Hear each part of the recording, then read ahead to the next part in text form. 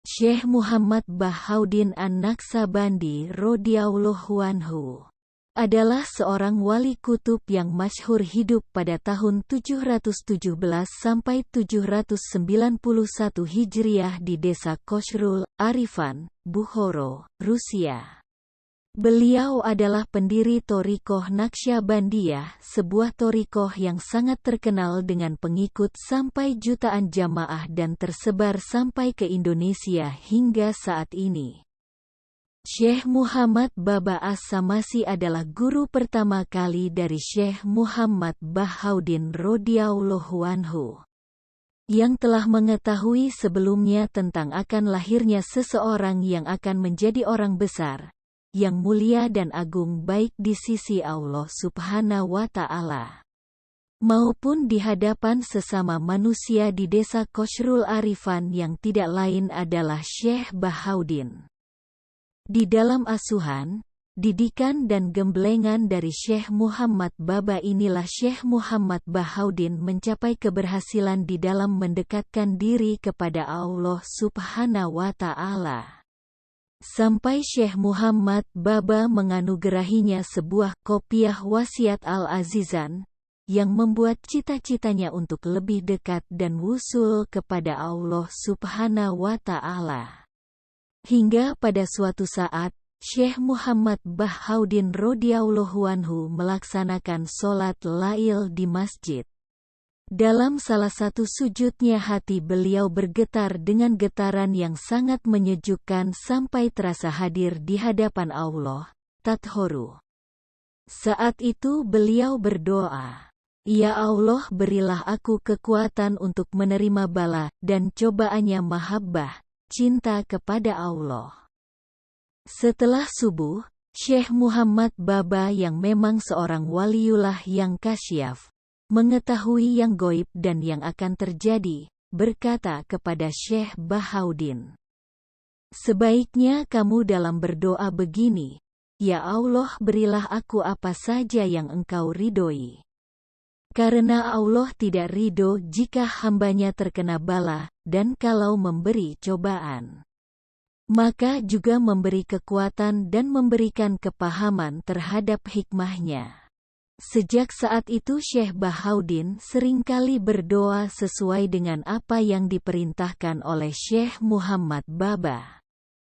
Untuk lebih berhasil dalam pendekatan diri kepada Sang Kholik, Syekh Bahaudin seringkali berkholwat menyepikan hatinya dari keramaian dan kesibukan dunia. Ketika beliau berkholwat dengan beberapa sahabatnya, waktu itu ada keinginan yang cukup kuat dalam diri Syekh Bahaudin untuk bercakap-cakap. Saat itulah secara tiba-tiba ada suara yang tertuju pada beliau. "Hei, sekarang kamu sudah waktunya untuk berpaling dari sesuatu selain aku, Allah." Setelah mendengar suara tersebut, hati Syekh Bahaudin langsung bergetar dengan kencangnya, tubuhnya menggigil. Perasaannya tidak menentu hingga beliau berjalan ke sana kemari seperti orang bingung. Setelah merasa cukup tenang, Syekh Bahaudin menyiram tubuhnya lalu wudhu dan mengerjakan sholat sunnah 2 rakaat. Dalam sholat inilah beliau merasakan kehusukan yang luar biasa, seolah-olah beliau berkomunikasi langsung dengan Allah Subhanahu wa Ta'ala. Saat Syekh Bahaudin mengalami jazab yang pertama kali beliau mendengar suara, "Mengapa kamu menjalankan thorik yang seperti itu?" "Biar tercapai tujuanku," jawab Syekh Muhammad Bahaudin. Terdengar lagi suara, "Jika demikian maka semua perintahku harus dijalankan." Syekh Muhammad Bahaudin berkata, "Ya Allah, aku akan melaksanakan semampuku," dan ternyata sampai 15 hari lamanya beliau masih merasa keberatan. Terus terdengar lagi suara, "Ya sudah, sekarang apa yang ingin kamu tuju?"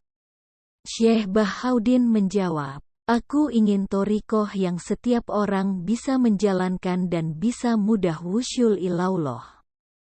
Hingga pada suatu malam saat berziarah di makam Syekh Muhammad Wasi, beliau melihat lampunya kurang terang padahal minyaknya masih banyak dan sumbunya juga masih panjang.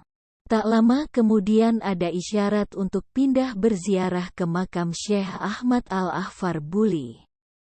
Tetapi di sini lampunya juga seperti tadi. Terus Syekh Bahaudin diajak oleh 2 orang ke makam Syekh Musdahin. Di sini lampunya juga sama seperti tadi. Sampai tak terasa hati Syekh Bahaudin berkata, "Isyarat apakah ini?" Kemudian Syekh Bahaudin duduk menghadap kiblat sambil bertawajuh dan tanpa sadar beliau melihat pagar tembok terkuak secara perlahan-lahan. Mulailah terlihat sebuah kursi yang cukup tinggi sedang diduduki oleh seseorang yang sangat berwibawa di mana wajahnya terpancar nur yang berkilau. Di samping kanan dan kirinya terdapat beberapa jamaah termasuk guru beliau yang telah wafat, Syekh Muhammad Baba. Salah satu dari mereka berkata, "Orang mulia ini adalah Syekh Muhammad Abdul Qolik Al-Gojowoni dan yang lain adalah khalifahnya."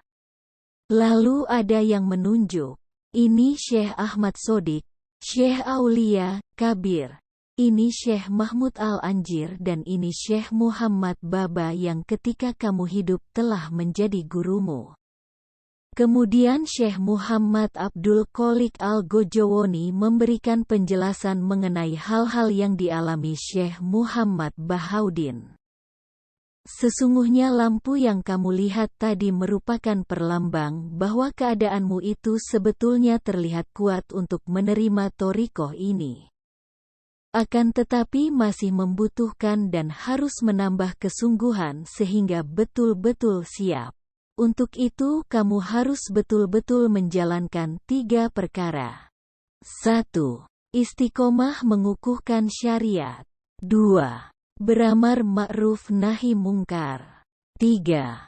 Menetapi azimah, kesungguhan, dengan arti menjalankan agama dengan mantap tanpa memilih yang ringan-ringan apalagi yang bid'ah dan berpedoman pada perilaku Rasulullah Shallallahu Alaihi Wasallam dan para sahabat radhiyallahu anhu."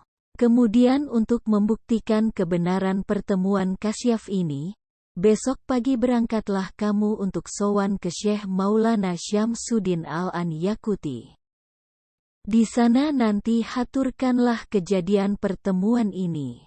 Kemudian besoknya lagi, berangkatlah lagi ke Sayyid Amir Kilal di desa Nasaf dan bawalah kopiah wasiat Al-Azizan dan letakkanlah di hadapan beliau dan kamu tidak perlu berkata apa-apa, nanti beliau sudah tahu sendiri. Syekh Bahaudin setelah bertemu dengan Sayyid Amir Kilal segera meletakkan kopiah wasiat Al-Azizan, pemberian dari gurunya.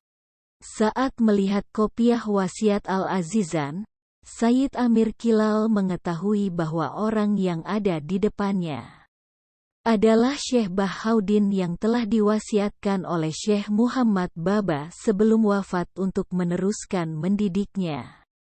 Syekh Bahaudin dididik pertama kali oleh Sayyid Amir Kilal dengan kholwat selama 10 hari, selanjutnya zikir nafi itsbat dengan siri. Setelah semua dijalankan dengan kesungguhan dan berhasil, kemudian beliau disuruh memantapkannya lagi dengan tambahan pelajaran beberapa ilmu seperti ilmu syariat, hadis-hadis dan akhlaknya Rasulullah Shallallahu Alaihi Wasallam dan para sahabat. Setelah semua perintah dari Syekh Abdul Qolik di dalam alam kasyaf itu benar-benar dijalankan dengan kesungguhan oleh Syekh Bahaudin, mulai jelas itu adalah hal yang nyata dan semua sukses, bahkan beliau mengalami kemajuan yang sangat pesat. Jadi thariqah An-Naqsyabandi itu jalur ke atas dari Syekh Muhammad Abdul Qolik Al-Gojowoni ke atasnya lagi. Dari Syekh Yusuf Al-Hamadani, seorang wali kutub masyhur sebelum Syekh Abdul Qadir Al-Jailani. Syekh Yusuf Al-Hamadani ini kalau berkata mati kepada seseorang maka mati seketika, berkata hidup ya langsung hidup kembali. Lalu naiknya lagi melalui Syekh Abu Yazid Al-Bustami naik sampai sahabat Abu Bakar Siddiq radhiyallahu anhu. Adapun zikir siri itu asalnya dari Syekh Muhammad Abdul Qolik Al-Gojowoni yang mengaji tafsir di hadapan Syekh Sodruddin. Pada saat sampai ayat, berdoalah kepada Tuhanmu dengan cara tadoru dan menyamarkan diri. Lalu beliau berkata bagaimana hakikatnya zikir khofi, zikir siri dan kaifiyahnya itu? Jawab sang guru, "Oh, itu ilmu laduni dan insya Allah kamu akan diajari zikir khofi." Akhirnya yang memberi pelajaran langsung adalah Nabi Khidir alaihi salam.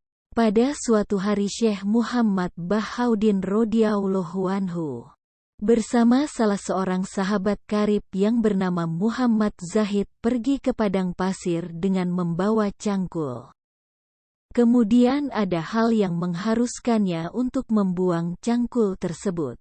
Lalu berbicara tentang marifat sampai datang dalam pembicaraan tentang ubudiyah.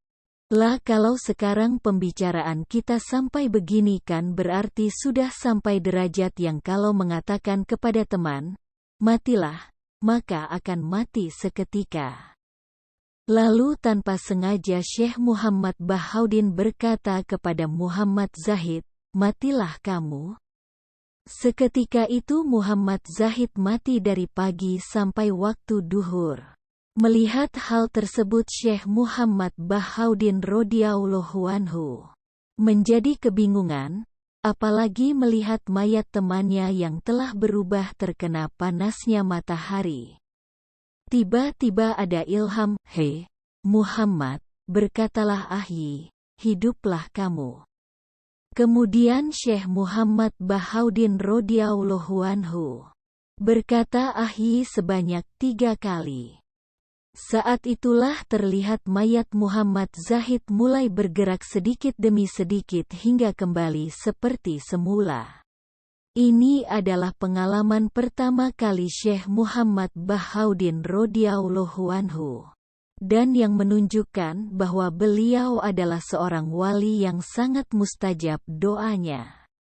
Syekh Tajuddin, salah satu santri Syekh Muhammad Bahauddin radhiyallahu anhu berkata, "Ketika aku disuruh guruku dari Qasrul Arifan menuju Bukhara yang jaraknya hanya 1 pos, aku jalankan dengan sangat cepat.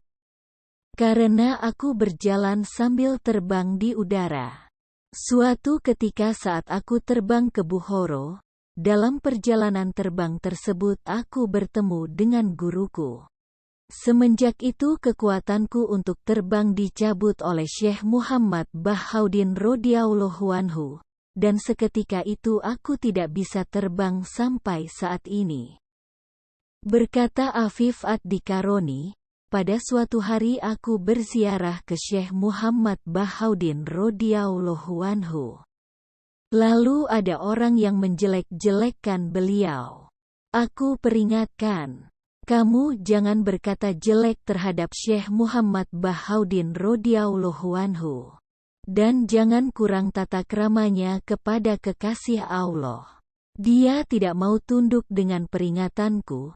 Lalu seketika itu ada serangga datang dan menyengat dia terus-menerus. Dia meratap kesakitan lalu bertaubat. Kemudian sembuh dengan seketika." Demikian kisah keramatnya Syekh Muhammad Bahauddin radhiyallahu anhu wa a'ada la'aina min barokatihi wa anwa'arihi wa asrurihi wa ulumihi wa akhlaakihi Allah.